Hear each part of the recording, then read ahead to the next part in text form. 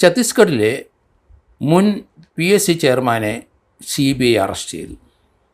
വലിയ വാർത്തയാണ്. അവിടെ ക്വസ്റ്റ്യൻ പേപ്പർ ലീക്ക് ചെയ്തു, പൈസ വാങ്ങിച്ചു, സ്വജനപക്ഷപാതം നടത്തി.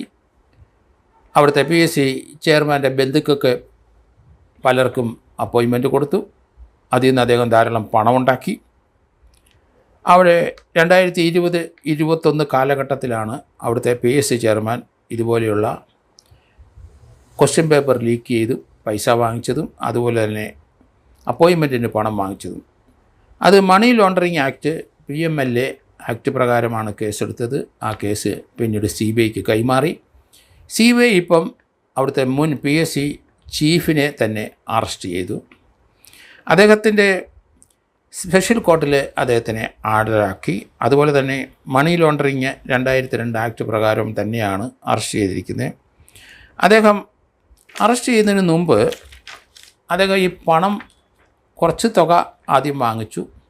പിന്നീട് അവിടുത്തെ ഒരു സമിതിയിൽ അവിടെ ഇട്ടാൽ മതി. ആ സമിതിയിലെ അംഗങ്ങൾ പലരും അവിടെ പണം ഇടുന്നുണ്ട്. അവിടെ കൊണ്ട് ഇദ്ദേഹത്തിൻ്റെ കൈക്കൂലിയുടെ പണം അവിടെ ഇട്ടു. അതിനുശേഷം പിന്നീട് ആ സമിതിയിൽ നിന്ന് ഇദ്ദേഹം വിഡ്രോ ചെയ്തു. കൈക്കൂലി നേരിട്ട് വാങ്ങിച്ച പിടി വീഴുമെന്ന് കരുതി ഈ രീതിയിലുള്ള ബുദ്ധിപരമായ നീക്കങ്ങൾ നടത്തിയിട്ടാണ് പണം കൈക്കിലേക്ക് വന്നത്.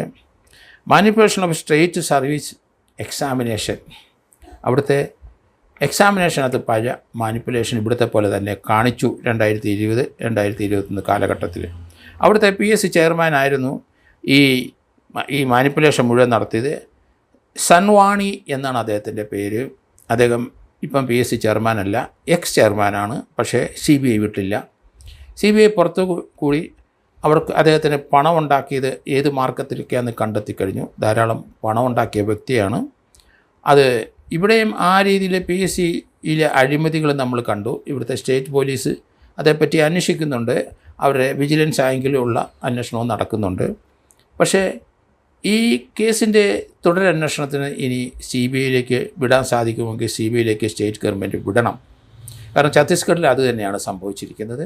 അവിടുത്തെ റിട്ടയർ ചെയ്തു പോയ എക്സ് ചെയർമാനെ ആ കേസിലേക്ക് അറസ്റ്റ് ചെയ്ത് ഇപ്പോൾ റിമാൻഡിലേക്ക് പോയി കഴിഞ്ഞു. ഇവിടെയും നിയമപരമായി അത് നിലനിൽക്കുന്നുണ്ടെങ്കിൽ ഈ കേസ് CBIക്ക് ട്രാൻസ്ഫർ ചെയ്യണം.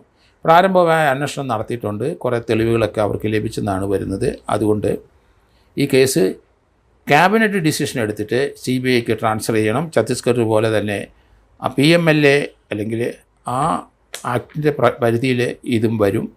കാരണം ഇതിനകത്ത് പണം സമ്പാദിച്ചിട്ടുണ്ടാവണം. അതുപോലെ തന്നെ പലർക്കും പ്രൊമോഷൻ കൊടുക്കാനും അതുപോലെ അപ്പോയിൻമെൻറ്റ് നടത്താനുമൊക്കെ രാഷ്ട്രീയപരമായിട്ടോ അല്ലെങ്കിൽ പണം വാങ്ങിച്ചോ ചെയ്തു കഴിഞ്ഞിരിക്കുന്നു. അതുകൊണ്ട് ഇതൊരു CBIക്ക് കൊടുത്താൽ കുറച്ചുകൂടെ ബെറ്ററായിട്ട് അന്വേഷണം മുന്നോട്ട് പോകും.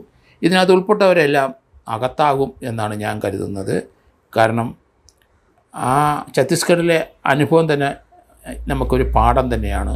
കാരണം അഴിമതി കാണിക്കുന്ന ഇതുപോലെയുള്ള ഭരണഘടനാപരമായ ബെഞ്ചിലൊക്കെ ഇരിക്കുന്നവരെ അവരെ അറസ്റ്റ് ചെയ്ത് തുറുങ്കിലടയ്ക്കേണ്ട സമയം കേരളത്തിലും കഴിഞ്ഞിരിക്കുന്നു.